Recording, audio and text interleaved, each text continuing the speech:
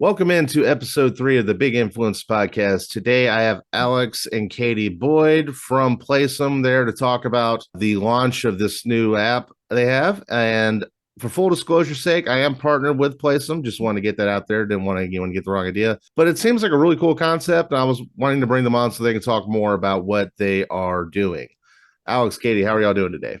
I'm doing good. Yeah, doing great. Really appreciate being on here. This is like our first podcast, so you're our podcast debut.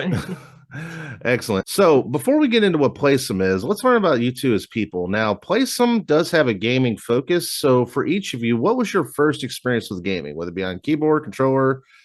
I don't know if you are young enough to have your first experience be on the phone, but if I'm wrong, let me know. So, like, what is y'all's introduction to gaming? For me, it's hard to say because my older sisters, they would play games a lot when I was little. And so, I'm sure I was watching them when I was like even just a baby still. But I think probably my first memory would be Super Mario Bros. For the NES. Because they were playing that a lot around when I was a toddler, and I remember when I was like 2 or 3, that and also Super Mario Land for the Game Boy. Yeah, for me, there's a lot that kind of stick out, but that memory that kind of sticks out the most probably would be Duck Hunt for the NES. We had like the dual cartridge of like Super Mario Brothers and Duck Hunt on the same one, and I just remember that like vividly using the light gun on those old CRT TVs, and that thinking that was like really just amazing that you could point the controller at the TV and use it in that way. It was so different from the other controllers we had at the time and other ways we interacted with games. It really felt like a lot more like ahead of its time. It really was, and also Duck Hunt and Super Mario Brothers were my first and second games, respectively. I got the dual cartridge when I was 5, and I remember my dad kept referring to the NES as one of those Atari things, and I didn't have a clue what he was talking about. Yeah, Yeah, so the systems are always like a Nintendo or something like that.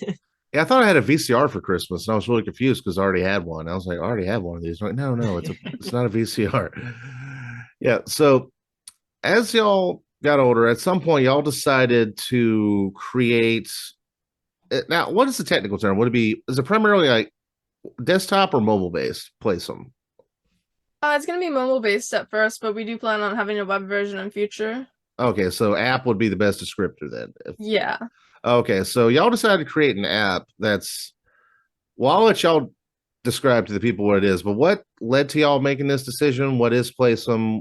Exactly is your mission statement, so to speak?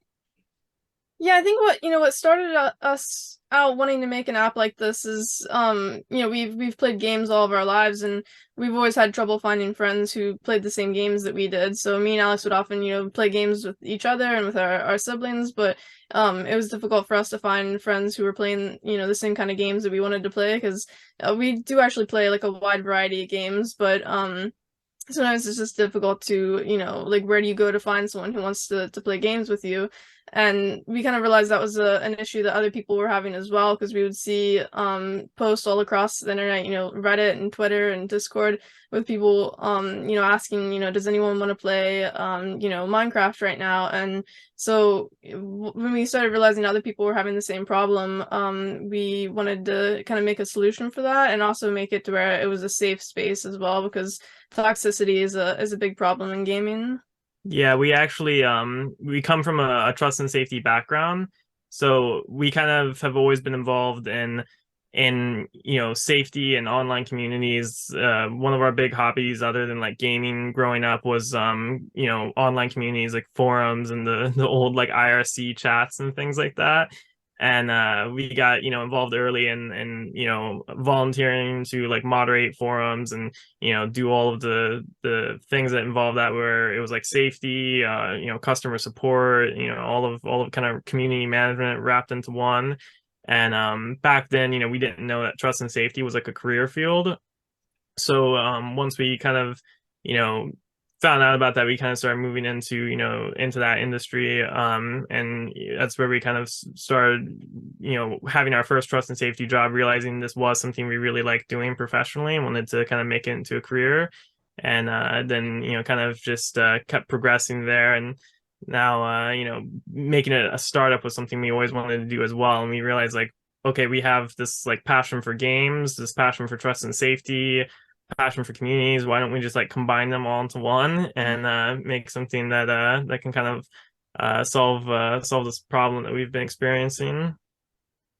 Yeah, that is like earlier y'all touched on the toxicity aspect. That is one reason why I refuse to play with randoms if a headset's involved, because they are the meanest people. It's always the worst. Like, no wonder they can't find like in real life people to play with. But yeah, so you mentioned a trust and safety background, like an official field. Like, are you allowed to talk? Like, I know some places have non-disclosure agreements and things. Were you allowed to talk about your background in that? Yeah, definitely. Yeah, we were both the co-heads of trust and safety operations at another social media platform. And so yeah, we have a lot of background in, Alex was saying, communities and social media. Yeah, and trust and safety, like for us, we forget sometimes what people outside of the field don't know because it's so like secondhand nature to us now that when we see like people talking about safety online and who aren't in the field, we forget how much is not like common knowledge. So that's something that it's always something that's really interested us, and it's such a wide area. People always just think of content moderation and of like people saying like, yes, this photo is okay, this photo's not, or Or this. people just getting banned. Yeah, but it's such a like a wide industry that involves so many different fields within the industry of like policymakers and legal and like product design of like how do we design the interface to encourage positive behavior and things like that. That's all things that we're really looking into with Playsum, especially is you can't just something we're really against is just like punitive action. We really want to encourage positive behavior and build in the inclusivity and everything into the platform so that it kind of sets the tone. As soon as someone joins the platform, they can kind of see, oh, okay, this is like how people are expected to behave here. I can see this from like how the platform is designed, how people on the platform are already interacting, various things like that. So it's something that we're really like can geek out about for hours. So you mentioned the importance of like trust and safety, building a community like within the app itself. Like, what exactly are like the features or the ways you plan on carrying that out? Like, what would I expect to find within the app as far as that's concerned? Yeah, so we want to kind of take a lot of aspects of other platforms that we really enjoy. We want to kind of make it to where it's eventually going to evolve into a central hub for gamers, kind of like a town square for gamers, where in the town square you might have like the mall, and then you might have like a skate park down the street, and you're still within the town square together, but you have these different areas that you can move in between. So we really want to build in like communities, like to where the different communities can interact at the same time. And one of the ways that we're looking to do that is we have the feature waypoints, which are sort of similar to like Slack channels or Discord servers or things like that. But we want to something we see as an issue is that they're often kind of like isolated communities, and if you want to interact with one of your some of your friends in one community and some in another community, you can't really do that. They're kind of like islands. They're closed off from each other. So we want to build in where I could be in like a Pokemon waypoint, and maybe I'm playing Minecraft and I'm like rebuilding a Pokemon town and within Minecraft, and I want to like broadcast that to the two different communities I'm a part of. So kind of being able to like interweave the different communities I'm in together in that way. That does seem interesting because, like you mentioned with the Discord channels, you basically have to find out about it off Discord, go on to Discord, and then you basically have to do it again for each thing. But meanwhile, with Playsum, it seems like it would all be in one spot, which would be, to me, sounds far more convenient.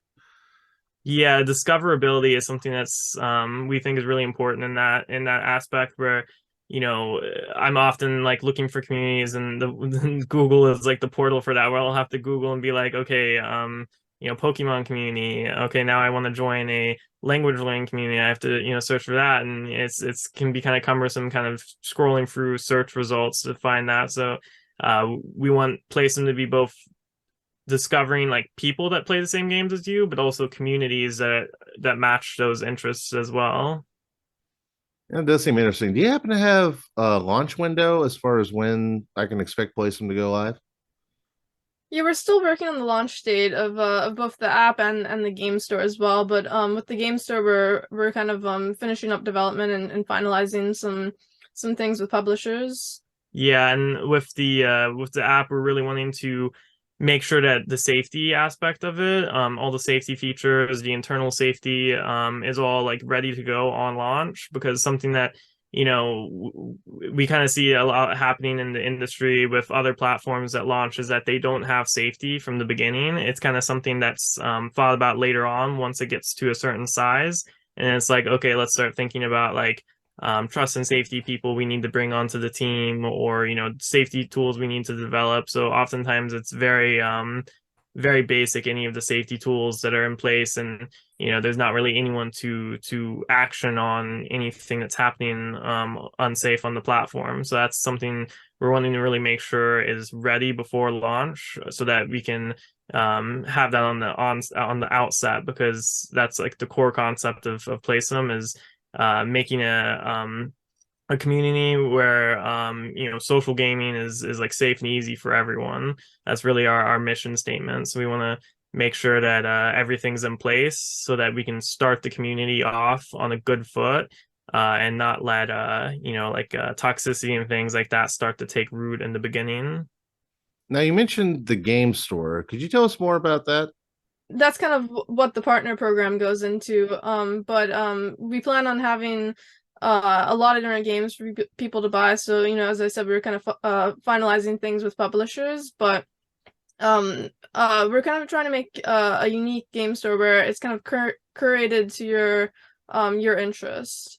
Yeah, so we want to like carry both like big studio titles, but also really focus on indie titles as well, because we really want to help support and showcase indie devs, especially ones from underrepresented backgrounds. And that's kind of goes into like the discoverability that we were talking about earlier, because there are like so many great indie games out there that you'd like to play, but sometimes it's just a matter of finding out about them. So that's something we really want to help support indie devs by helping people to find out about their games, getting it out in front of people, helping them with marketing in terms of with the partner program. We're going to be giving out like review keys to partners to free of charge of the indie devs, just so that they can have some support in marketing, because especially for small indie teams, I know that's kind of one of the nightmare parts of it is just kind of making enough noise for people to notice your game, because there's just so much content in terms of games out there. Yeah, and with both the app and the game store, we want it to be inclusive, for both users and as well as like indie developers. Yeah, and one of the like this was kind of goes back to what we were talking about earlier with the central hub for gamers is we want to make it a place where kind of like the from point A to point B is solved for gamers. So it's a place where you can meet people to game with, you can hang out with your friends and the people that you meet on the platform, join communities, and also buy games all and gift games all in one, because I know that's been an issue for me, and Katie is and our co-founder Florian as well is you have to kind of jump between all these different platforms to do different aspects of this. So if I want to like gift a friend who is who I have them friended maybe on Xbox, I want to gift them a game, I have to go to Xbox to gift it to them, and then maybe I have another friend that's on Steam, and you kind of have to jump between all these different game marketplaces and platforms to do that.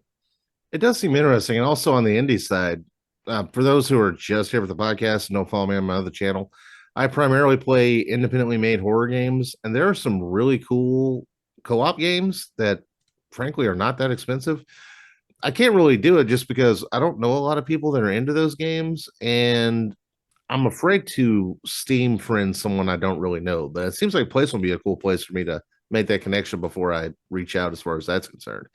I may do a video on that once Playsum goes live, trying to like get on one of those games, see if I can find some people to play with, just to sort of show off how it could work, if that makes sense. Yeah, that's exactly kind of the solution that or the problem that we're wanting Playsum to be solution for, where you can just like put in the genre that you're looking for, co-op, the specific co-op games, and easily get like matched up with people for that.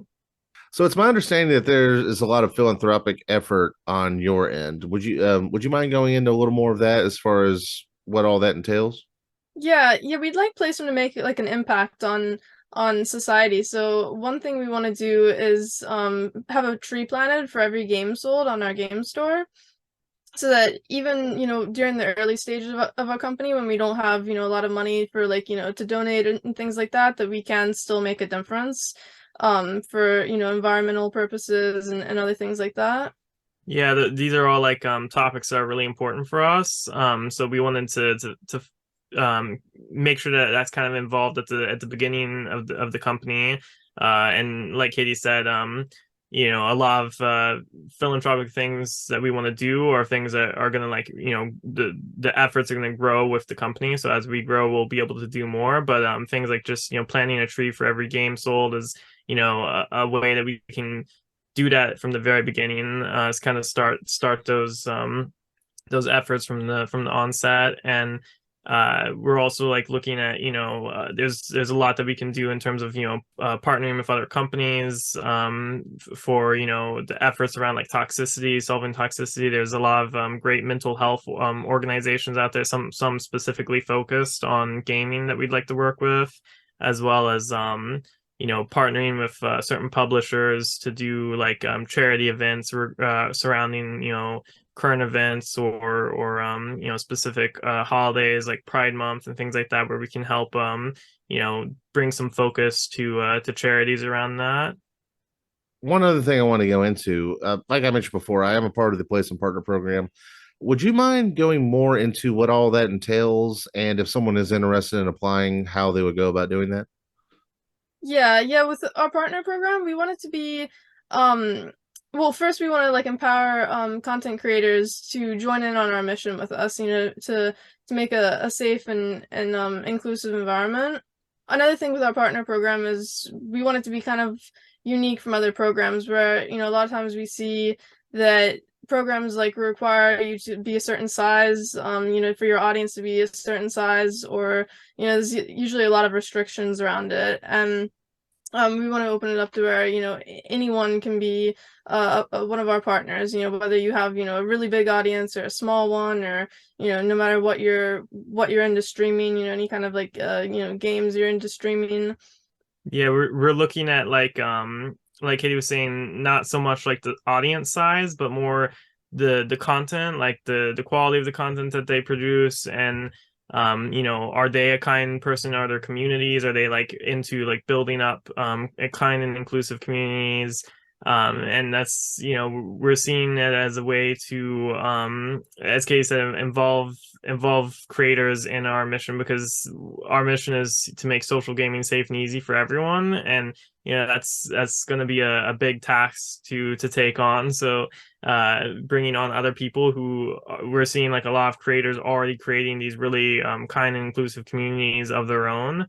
So bringing us all together where we have this kind of joint mission, but we're kind of scattered right now. So bringing us all together on this mission, and we think that that'll be like a really great way to achieve this, and also to help support creators at the same time who are doing what we're wanting to see more of in the industry. And we think that's a lot of times something that's not highlighted enough in the industry, whether it be diversity in the gaming industry, whether that's in like a game studio or content creation or journalism or any of those other areas. So any way that we can like support diversity, and also help to like further that is something we're wanting to do. And I must say, I'm pretty excited to be on this platform again. For the types of games I play, it is difficult to find people to play with without just putting a lot of trust in a stranger, as far as that's concerned. Since I do record, I mean, if someone does it offline, I can just block them. But if I'm live or something, I can't let certain things come through, obviously. So this is something I'm pretty excited about. I get to know the people before I play with them, and I don't have to Google, go to Reddit, Discord, dislike that server, leave, go to Google, Reddit, Discord. So this seems like a great way to streamline it all. Plus, we can do some positive things for the environment and disadvantaged communities while also playing and buying these games. So it seems really great. Now, before we go, is there anything else y'all would like to say about Playsum yourselves? Is there anything about Playsum you would like the world to know about before we go? I think just, like what we were talking about before, in terms of, we really are wanting to work together with both creators, other organizations, other companies in the industry that are trying to solve this, because it's a big topic with toxicity in gaming.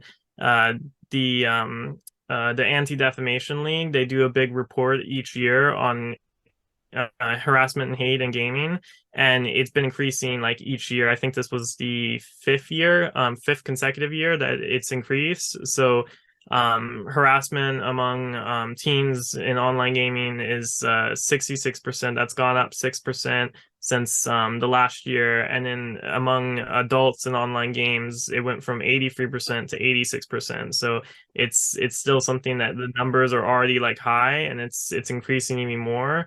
So that's something that we're really excited to be kind of at the forefront of trying to make a change on that. I think it's a great mission, and I'm so happy to be a part of it. Now, one last question before we go. Where can we find you? Whether it be Playsum or your own personal accounts, what links would you like to share, or usernames would you like to share? Oh yeah, we're pretty active on Twitter and on LinkedIn as well.